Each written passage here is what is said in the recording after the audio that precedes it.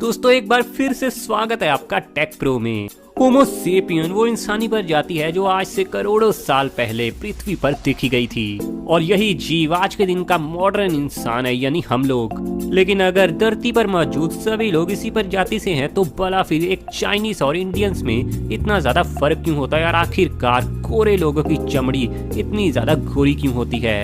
क्या राज है हम इंडियंस की टैन स्किन का और आखिर चाइनीज की छोटी आंखों का? इन सभी सवालों का जवाब आज आपको इस वीडियो में मिलने वाला है। सबसे पहले इंसानी प्रजाति यानी होमो सेपियन अफ्रीका में देखे गए थे और शुरुआती समय में पूरी दुनिया के लोग लगभग काले ही दिखते थे। चाहे वो आज का चाइनीज हो, चाहे कोई यूरोपियन इंसान हो और चाहे कोई इंडियन हो, उस समय सभी सेम थे। लेकिन रिपोर्ट के अनुसार आज से लगभग 1.5 लाख साल पहले आइस एज में काफी ज्यादा परिवर्तन आने लगे और आइस एज में गर्मी काफी ज्यादा तेजी से बढ़ने लगी और मौसम में, वेदर में काफी ज्यादा परिवर्तन आने लगे। इसी बदलाव के चलते अफ्रीका के बाहर की जमीन की बर्फ पूरी तरह से पिघलने लगी और इंसानों का माइग्रेशन होने लगा, वो भी काफी ज्यादा तेजी से। धीरे धीरे लोग दूसरी जगहों में जाने लगे, जैसे आज के इजराइल, सीरिया, जमाइका और कुछ लोग जापान में भी जाने लगे। इसके बाद अगले 10 से 25 हजार सालों तक ऐसे ही इंसान सेपरेट होते रहे। आज से 45 हजार साल पहले तक ही होमो सेपियन जापान, इंडिया और चाइना तक फैल चुके थे। डिफरेंट स्थिति में रहने के कारण इंसानों में 4 टाइप के ह्यूमन रेसेस का जन्म हुआ। माइग्रेशन के समय जो लोग यूरोप गए थे आज के दिन उन्हें कॉकेशियन कहा जाता है और जो लोग उस समय अफ्रीका में ही रहे थे उन्हें नीग्रोस कहा जाता है। और साउथ ईस्ट एशिया में जाने वाले लोगों को वो मोंगोल रेस के हैं और ऑस्ट्रेलिया, न्यूजीलैंड और पॉलिनेशिया में जाने वाले वो लोग असल में ऑस्ट्रेलियन रेस के हैं। तो दोस्तों आखिर हम इंडियंस असल में कौन है, हमारा क्या वजूद है? तो दोस्तों मैं आपको बता दूं कि असल में हम 3 चीजों के 3 टाइप्स का मिक्सचर हैं। कॉकेशियन, ऑस्ट्रेलॉइड्स और मंगोलॉइड्स के इन तीनों चीजों के मिक्सचर से बने हैं हम रियल इंडियंस। नॉर्थ इंडिया में जो रहने वाले लोग हैं ना, उनके डीएनए में कॉकेशियन जीन्स काफी ज्यादा मात्रा में है, जिसके चलते उनका रंग काफी ज्यादा गोरा निखरा हुआ है। तो वहीं जो लोग साउथ इंडिया से हैं उनके डीएनए में ऑस्ट्रेलॉइड्स जीन्स काफी ज्यादा हैं, जिसके चलते उनका रंग उतना ज्यादा गोरा नहीं निखरता। और नॉर्थ ईस्ट इंडिया में रहने वाले लोगों में जो जीन्स है वो है मंगोलॉइड्स।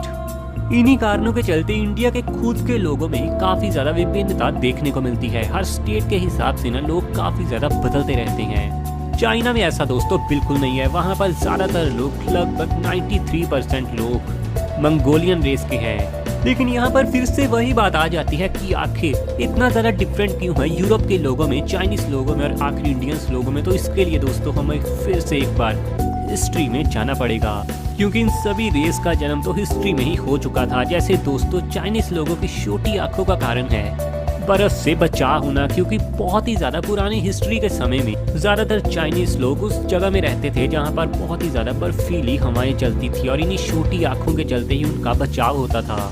क्योंकि दोस्तों असल में बर्फ जो आइस है ना, वो 90% रोशनी को आंखों की ओर ही रिफ्लेक्ट करता है और छोटी आंख ही इससे बच सकती थी।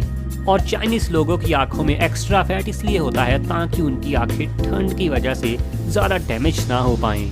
इसके अलावा कुछ लोगों में तो जो बहुत ज्यादा ठंड में रहते हैं, पुराने समय से ही उनकी आंखों में सिंगल आईलिड ही पाई जाती है, जिसके चलते वो ठंड से काफी ज्यादा बच पाते हैं। हालांकि वैसे रिपोर्ट के अनुसार तो इंडियंस काफी ज्यादा यूरोपियन से मिलते हैं, लेकिन बात यह है कि फिर इंडियंस उतने ज्यादा गोरे क्यों नहीं हैं? दोस्तों असल में इसका जवाब भी हिस्ट्री में ही छिपा है। असल में जब अफ्रीका से बहुत सारे लोग हिस्ट्री में यूरोप में गए थे, तब यूरोप में आते ही ठंड के चलते उन लोगों को हड्डियों की एक बेहद ही भयंकर बीमारी ने घेर लिया।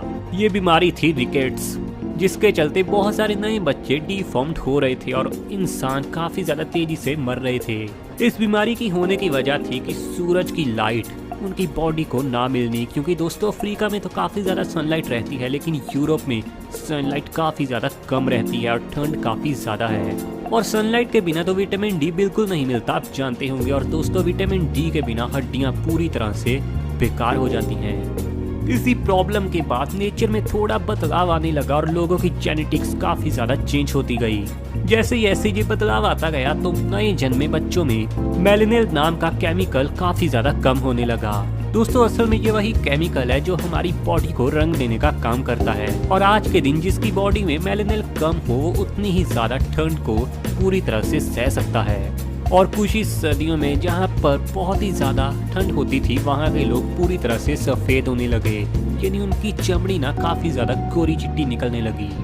और इसी सिद्धांत को फॉलो करते हुए इतनी ज्यादा सनलाइट से बचने के लिए अफ्रीका के ज्यादातर लोग काले होते हैं, क्योंकि उनके चमड़े में मेलानिन का ज्यादा होना बेहद जरूरी है। असल में दोस्तों मेलानिन सूरज की 99% रेडिएशन को पूरी तरह से ऑब्जर्व कर लेता है, जिसके चलते हम स्किन कैंसर के खतरे से पूरी तरह से बाहर रहते हैं। इसी वजह से दोस्तों अगर किसी यूरोपीय इंसान को अफ्रीका में भेजा जाए तो उससे स्किन कैंसर होने का रिस्क 99% तक बढ़ जाएगा। और यही प्रॉब्लम बहुत ही ज्यादा फेस कर रहे हैं आज के दिन ऑस्ट्रेलियंस, जो वैसे तो यूरोपियन है लेकिन बड़ी ही तेजी से उन्होंने माइग्रेट किया ऑस्ट्रेलिया में, जहां पर आपको पता है कि कई बार गर्मी बहुत ज़्यादा पड़ती है। हालांकि उनके पड़ोसी देश न्यूजीलैंड में गर्मी तो उतनी नहीं पड़ती, लेकिन फिर भी वहाँ पर सूरज की रेडिएशन काफ़ी ज़्यादा खतरनाक मानी जाती है। और गर्मी में वहाँ पर अगर आप बहुत देर तक बाहर रहते हैं तो आपको स्किन कैंसर का खतरा 34% तक बढ़ सकता है।